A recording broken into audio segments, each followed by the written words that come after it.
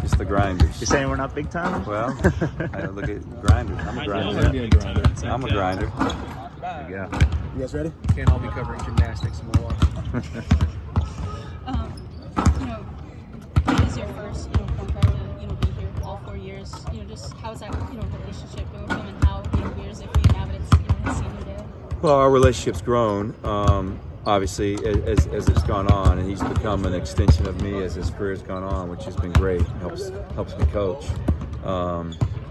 He's been a really scoring point guard for us for 4 years. And I know he's up there in assists and all that kind of stuff too, but he's been a great all-around player for us. It's been fun to watch him grow. He's a really quiet kid by nature, and just to be able to watch him grow and his leadership grow and feel comfortable with it. Like last year he tried to lead but wasn't comfortable. This year you can tell it's more comfortable for him. So, and just everything he's done academically and just the way he's represented us, it's been really cool to watch. Has there been any moment for him where you kind of realize like this is a kid that's going to end up leaving a big legacy here? Well, you don't ever think about that because you're just kind of just grinding through the years and trying to make them better, and you're trying to win games. And then this year, it kind of hit you. You started seeing, well, he passed this guy in scoring. When he passed Walt Williams, I thought that was, and I don't know if Walt did it in 3 years or what, but that was, I was like, okay, this kid's done some amazing thing. And he passed John Lucas in assists. I'm like, John probably only played 3 years, but still, that's #1 draft pick. It's some really cool stuff that he's done. So I guess this year kind of hit me that Anthony's going to go down as one of our all-time greats. Have you noticed a difference in him this week? I guess leading up to this game, knowing that it'll be his last home game, on a different level of focus or fire or anything like that? Well, I think our whole team's focused because we're coming off 2 losses in a game that we didn't particularly play well. So we've been, first of all, we got our energy level back, and we don't get too high and don't get too low. We were in a tough stretch there, so we came back and we really worked the last 2 days. So I think everybody's focus has been good the last 2 days, and he hasn't been emotional about it. He hasn't really. No, he's just been dialed in, trying to get ready for Michigan. Cal is the face of this senior class, but when you have a guy like Travis Bellman and Clark, what do they just kind of off the court? Yeah, Travis has had a great career, and Travis is a really good basketball player, and he could have played at a lot of colleges. And every year I set him down and said, Travis, you can play somewhere if you want to transfer, and he just loves it here, so he didn't. I'm glad he didn't. He runs our scout team. He's never comes out of practice, never gets a sub with the second team, and he's had a terrific career, and he's had a great attitude. And he understood his role, which is real important to me. He always understood it, and he's made us better because he understood it, which was great. Will Clark has been a great addition. I heard he's all layup line, what I've been told, and he's just been Will gets it. He's a smart kid with common sense, and he gets it, and he knows when he needs to go in there and help us practice. And watching him improve, like the first practice he ever practiced with, I'm like, he might hurt somebody. And then the more he practiced, like, okay, Will's really gotten better. So he's just great kids, really smart academically. 2 guys are going to be unbelievably successful after basketball.